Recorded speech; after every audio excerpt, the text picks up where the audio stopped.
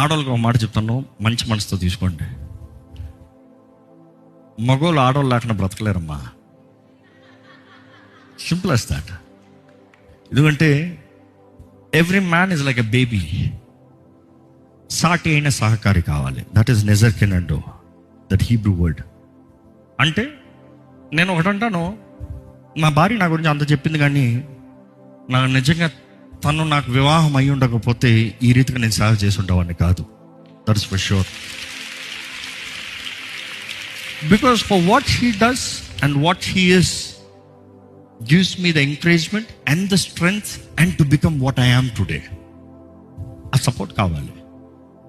ఈరోజు నేను బయట 100 పనులు చేయొచ్చేమో, ఉన్నమాట చెప్తా, నన్ను నేను సరిగ్గా చూసుకోలేను.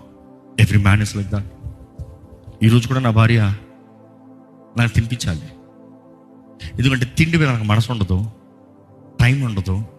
10 మంది మాట్లాడుతూనే ఉంటారు. మీకు తెలుసు, కొన్నిసార్లు ఇక్కడ అరేంజ్ దొరికితే ఇక్కడ పనులు చేపిస్తూనే ఉంటాను, తన పక్కన నుండి తినిపిస్తా ఉంటాను. తింటున్నాను కూడా తెలియదు నాకు, అంటా పెడతారు. అలవాటు అయిపోయింది అది.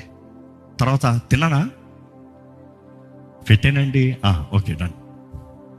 బట్ ఐ వుడ్ సే, తను లేదనుకో, నేను తిండి లేకుండా కూర్చున్నాను అనుకో, ఈ బుర్ర పని చేస్తుందా? ఎన్ని రోజులు అంత లాగుతావు? ఎక్కడో జల్లు ఇల్లు కోల్తావు. You see many things. I'm telling one point. ఇలా అనేక విషయంలో నాకు తగిన సహకారి ఉంది. ఈరోజు చాలామంది నాకు తగిన భాగస్వామిని నాకు దయచే ప్రభు అని అడగరు, నాకు నచ్చిన భాగస్వామిని నాకు దయచే ప్రభు అని అడుగుతారు. అక్కడే పొరపాట్లు జరుగుతున్నాయి, దెబ్బలు పడుతున్నాయి.